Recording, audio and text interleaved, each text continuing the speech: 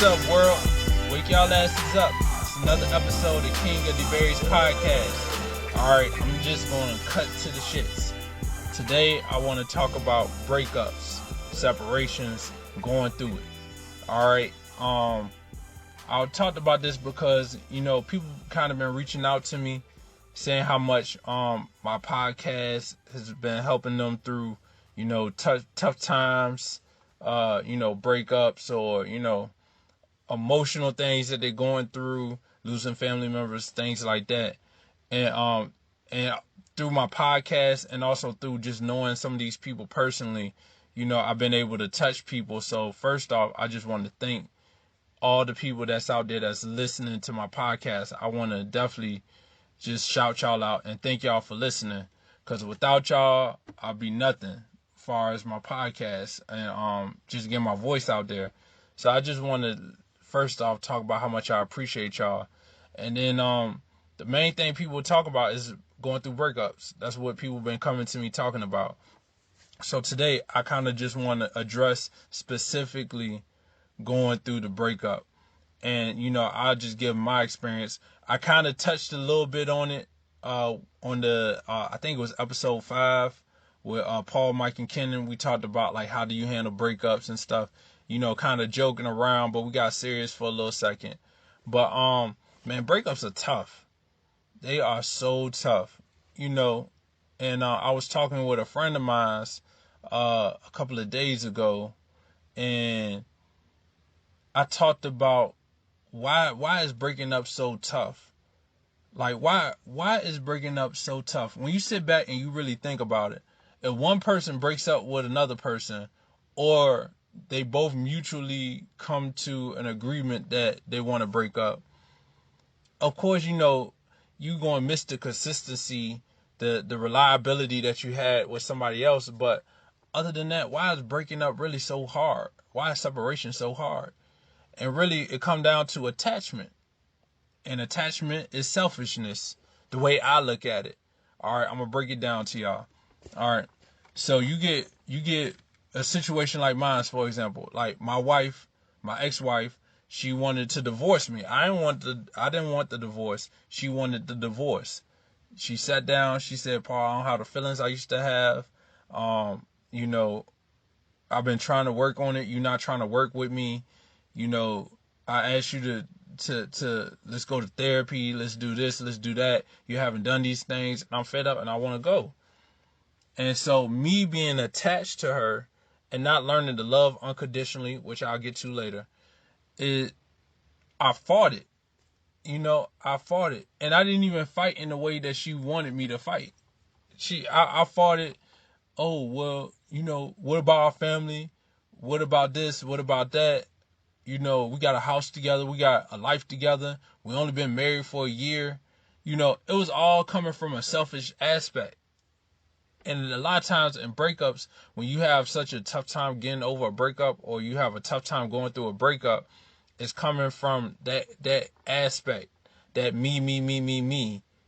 And when you should sit back and think about it, if somebody tell you they don't want to be with you anymore, you should thank them. When you sit back and think about it, when somebody come to you and say, you know what, you're not right for me, or you can't give me what I need, or I don't want to be with you anymore, you should thank them instead of somebody just dragging you along and you thinking everything all right, and really it's not.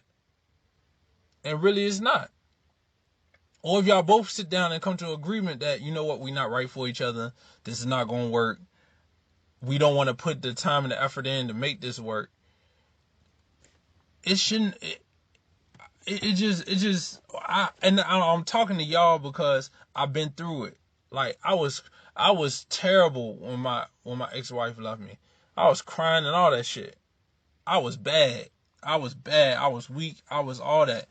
But then when I start working on myself, addressing some of my insecurities, because a lot of that stuff comes from insecurities. When somebody break up with you, a lot of times when the people that take it tough, they look at it as, oh, I'm not enough, or I failed, or I'm not, something's wrong with me. When really, you're just not the right fit for that person. That's what it really comes down to. You're not what that person wants. And that's all right. And that's a good thing. That's a good thing that somebody tell you that. Breakups don't have to be bad. You can really learn a lot and grow a lot from breakups. Divorces, all that stuff. Now, with the divorces, is other stuff that play into it that get emotions and stuff running high. Like when you got houses together, cars together, money y'all made together, businesses together, and you got to figure out how to split that, then that's when it get a little chaotic and you get the headaches and all that stuff. But if you take all of that, the monetary, the financial stuff out of it, and you're just dealing with strictly emotions and relationships, breakups is it's a break in your routine. So that's tough. You know, seeing somebody that you care about and you love, and not seeing that person every day or not seeing that person again, that's tough. But when you sit back and you like just start really thinking about the concept of breaking up or getting broken up with, when you sit back and really think about that concept, it's a good thing for you. Because that's one less person that you know now, like, okay, this is not going to work out with them. Or it's not going to work out right now with this person. All right, let me get back to focusing on me now. Or if you got kids, focusing on me and my kids. Or focusing on my businesses 100%. Or whatever. Focusing on your career. I'm not saying it's easy to break up. I'm just saying when we get so distraught and we feel like our world is crumbling down and all of that stuff, like, I get it. I was there. Like, I did a podcast, made it through 2018. I talked to y'all about how I went through it. But then I also talked to y'all about the work I put in so that I built my confidence up. I built my self-esteem up. I learned to love myself unconditionally and forgive myself for the mistakes and stuff that I made and things like that. And when you start doing those things and you feel good about yourself and you know you the shit, because all of us, man, we all got great qualities about us that sometimes we just don't realize. Like, we all valued out here in the world. We all valued. And sometimes I think we just forget that because we get caught up on the opinion of one person that we love and hold so close to us. And when they say, oh, I don't want you anymore, you're not right for me, or you're not good enough basically for me, that's what we hear sometimes. But that's not always what they're saying. They're just saying you're not the right person for me. And that's all right. It's 1 billion people out here. 1 billion people. There's more than one right person for you out here in the world. Way more than one right person. So, like, you know, I don't want to ramble on too long, but, you know, I had to talk about going through a breakup because it's tough. It's tough, man. I'm trying to think. I don't know if I ever broke up with anybody before. No, I broke up with one girl. I broke up with one girl. I said it on the podcast with Mike and Ken. I broke up with one girl. But other than that, I've been broken up with. And it's tough.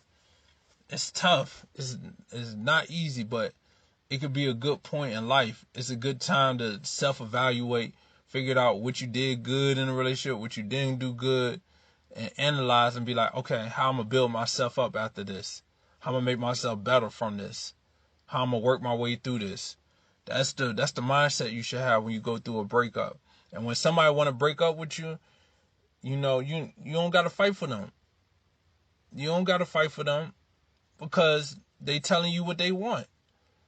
Even if they're not even sure what they want, sometimes you just got to be like, okay, if you're not sure, then you don't want me, and you step back. And if they do want you at some point, they'll come back. They come back. And a lot of times when you a good person, you out here doing what you're supposed to do, and you evolving, you taking care of your business, handling business, it'll come back around. They always come back around. Always. Always. I'm telling y'all. I know from experience. They come back around. So, and then the other thing I want to address about the breakup is for the people that got children out there. Because a lot of people that go through a breakup and they have children, you have this issue where, like, you feel like you're breaking the family up. You feel like you're breaking the family up. I know that was my biggest issue when I broke up. And I think that was the thing that, like, hurt me the most, because I felt like a failure as a man, that I couldn't keep my family together. So I couldn't keep my ex-wife happy. And now it got to the point where, like, my family is split up. I go from seeing my daughter every day to seeing her on the weekends now. Or arranging time to meet with my daughter. Like, it's a tough thing. It's a tough adjustment. But like I said, it don't gotta be a negative thing. Especially if y'all could work together. Because first off, the parents need to have a good relationship, a good understanding. Y'all ain't gotta be best friends. I'm not best friends with my ex. I told her I don't want to be your friend. I'm the father of your child, which is better than a friend, because I'm gonna always look out for you, and I'm gonna care for you more than anybody else would care for you, because I know how important you are to my daughter. You're her number one role model as a woman.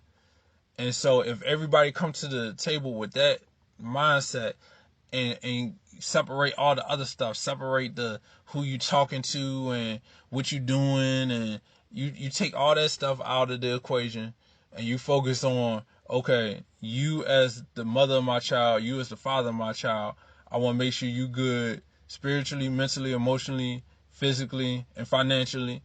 Everybody good. You good on those fronts. Everything else, shoot, that's what somebody else did to take care of. You know what I'm saying?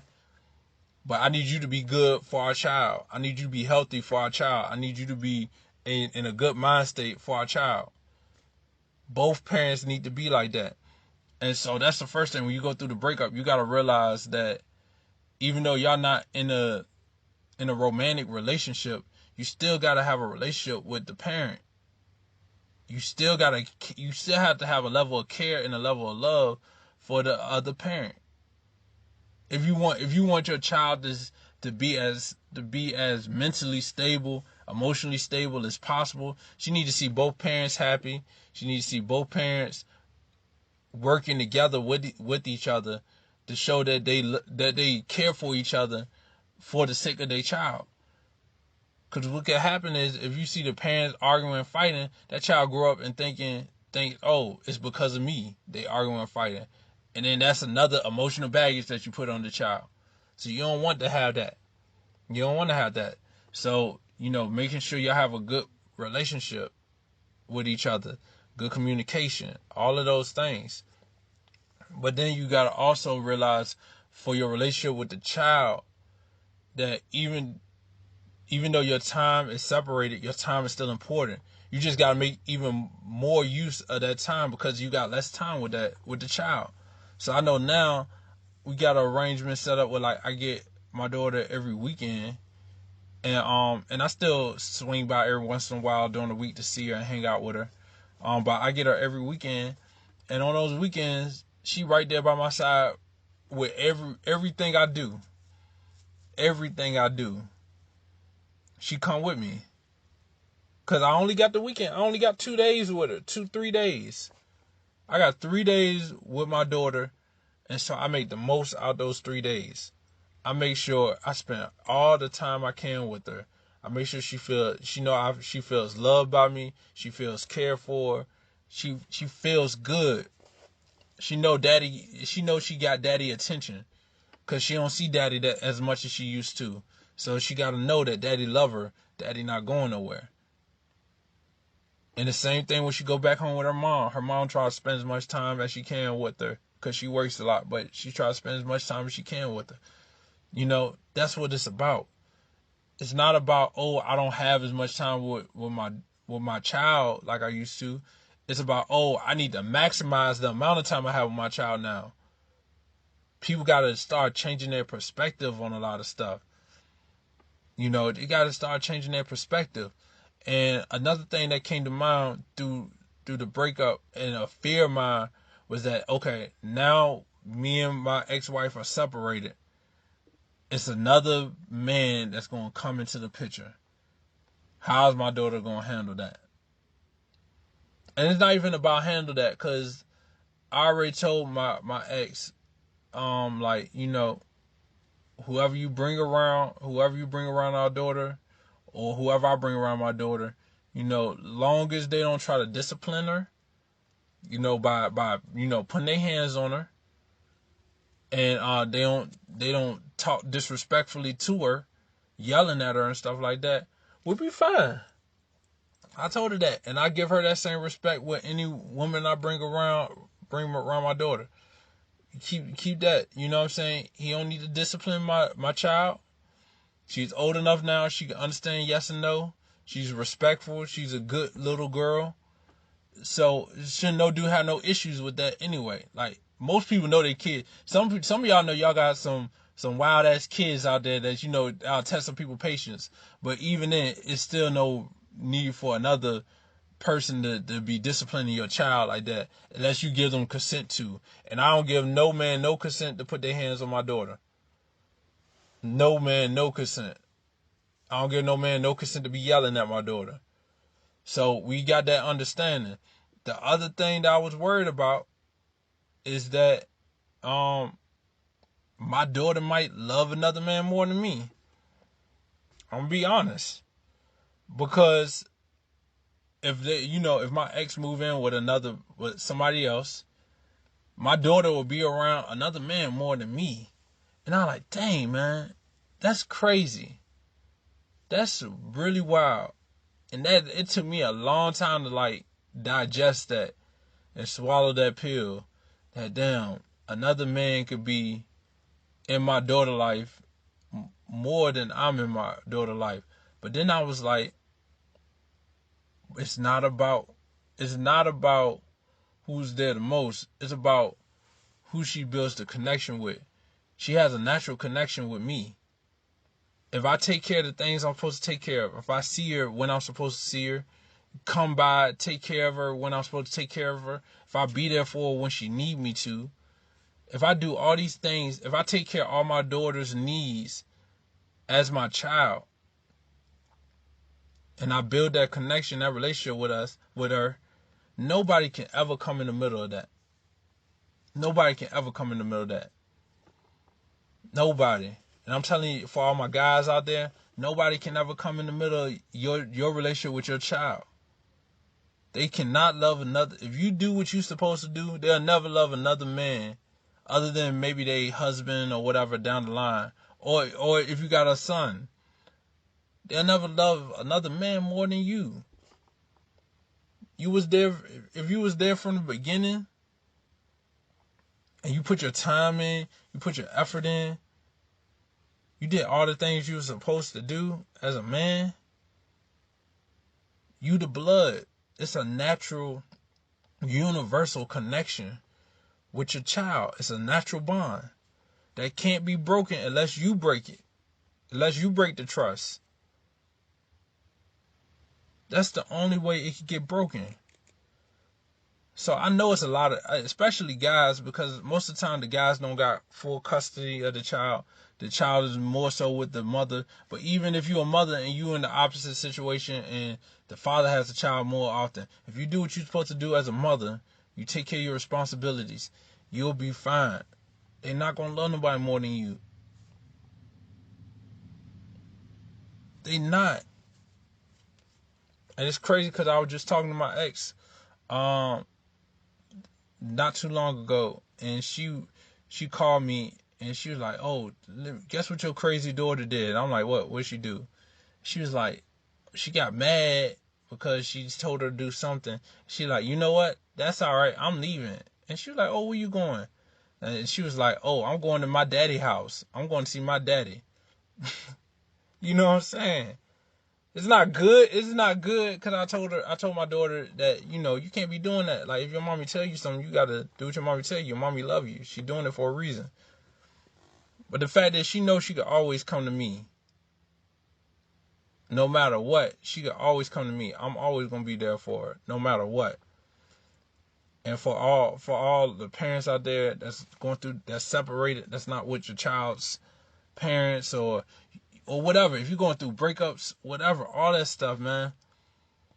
If you have children, build a relationship with your children.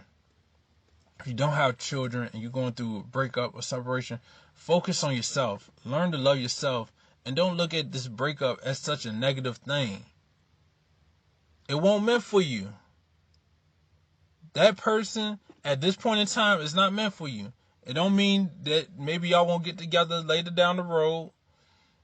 Maybe y'all won't, but you focus on the now and the present. That person's not meant for you. Focus on yourself. Do the work on yourself. Figure out your insecurities and work on those insecurities.